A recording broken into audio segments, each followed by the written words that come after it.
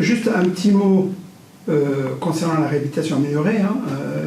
Il s'agit d'un ensemble de mesures pré-, et post-opératoires qui permettent aux malades d'avoir une meilleure qualité de vie en post-opératoire, d'avoir moins de complications et donc de sortir de l'hôpital plus tôt. Et qui dit sortie de l'hôpital plus tôt dit nécessité logique de continuer à surveiller le malade à domicile ou là où il est après sa sortie. C'est bien pour le malade parce que le malade se complique moins, il y a une meilleure qualité de vie, donc en termes de qualité des soins, en termes de notoriété de l'établissement, c'est très important. Et donc nous avons mis en place un protocole et ce protocole consistait à leur envoyer un SMS automatique à J1, J3, J5 de leur sortie. Et selon le principe de cette approche-là, MemQuest, on ne reçoit d'alerte que s'il y a une anomalie au niveau des 4 questions et des 4 réponses que nous recevons. Dans les 4 réponses concernent la douleur, concernent la température, concernent la reprise du transit, les problèmes thromboemboliques, etc. Et on permet aux malades de répondre par des réponses courtes sous forme de 3 lettres ou de 3 chiffres à ces questions-là. Et dès que la réponse sort du cadre que nous avons fixé, nous, pour la température à 37,4, si le malade répond 37,8, nous recevons une alerte avec son numéro de téléphone pour le rappeler et voir pourquoi il a fait cette réponse. Dès que j'ai présenté le projet à toute l'équipe, il y a eu un oui automatique et très rapide et beaucoup d'enthousiasme. Les avantages que nous avons remarqués dans la pratique courante, c'est qu'on a un taux de réponse très important. Il y a une étude en région parisienne qui a montré, dans le cadre de la chirurgie ambulatoire, que la réponse aux SMS était de loin supérieure à la réponse aux appels téléphoniques du lendemain. L'avantage du SMS, c'est qu'ils ont le temps de répondre, ils lisent très bien les questions et répondent à bon escient. Nous avons remarqué un taux de satisfaction de 4,7 sur 5, sur une échelle de 5.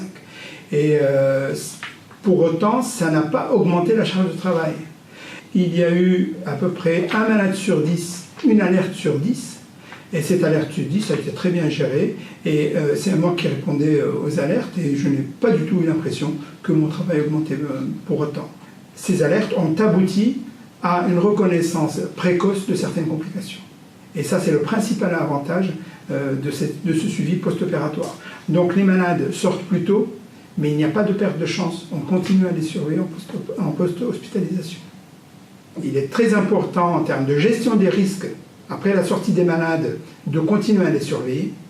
Et l'administration est très sensible à cet aspect-là de gestion des risques, c'est-à-dire que si on arrive, et on est arrivé à le faire avec ce processus-là de surveillance par SMS, à détecter la complication plus tôt qu'habituellement et à la gérer de manière optimale, c'est très bon pour l'administration parce qu'en termes de notoriété, en termes de visibilité, c'est très bien. Le SMS s'intègre dans un cadre global de qualité des soins et de gestion des risques de la même manière que la réhabilitation améliorée. On a eu 10% d'alertes. Sur les 10% d'alertes, la majorité, c'était essentiellement de la douleur.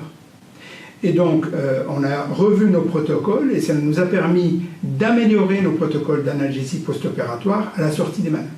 Il y a des malades qui ne sont pas bien soulagés après leur sortie, et donc on a amélioré le protocole. Donc on a abouti à un protocole d'analgésie optimal. Les autres malades, notamment 3 malades, avaient des complications.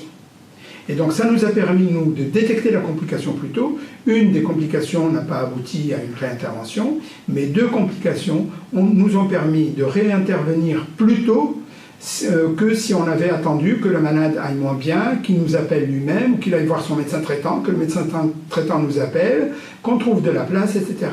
Donc la simple alerte du SMS nous a permis de contacter le malade et de le voir dans la journée.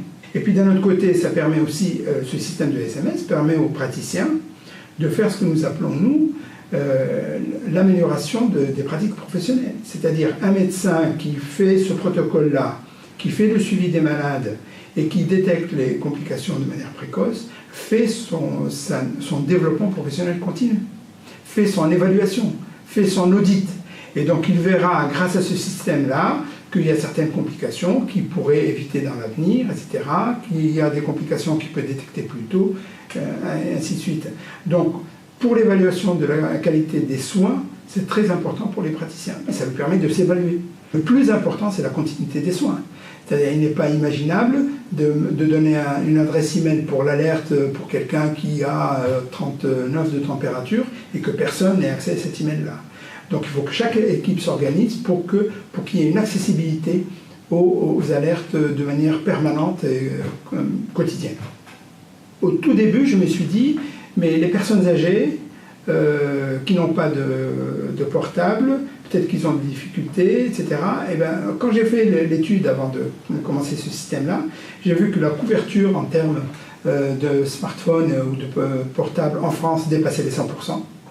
Donc il y a une très bonne couverture. Beaucoup de personnes âgées ont des téléphones portables et savent parfaitement répondre, lire les SMS et répondre, parce que avec vous, nous avons conçu un système de réponse très simple.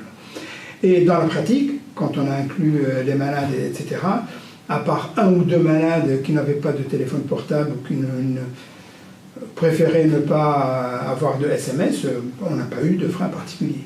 Donc les freins sont vraiment très minimes, hein. Ni frein économique, ni frein d'applicabilité de cette approche-là.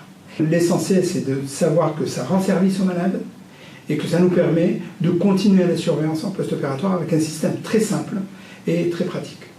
C'est-à-dire toutes les interventions chirurgicales peuvent bénéficier de ça, il n'y a pas de limite. C'est-à-dire que chaque fois qu'un malade est opéré et bénéficie d'un protocole de réhabilitation avec sortie précoce, c'est très bien de continuer à le surveiller, c'est même préférable de continuer à le surveiller. Chaque fois qu'on met en place un protocole de réhabilitation, que le malade sort plus tôt qu'habituellement, il doit bénéficier d'un suivi par SMS.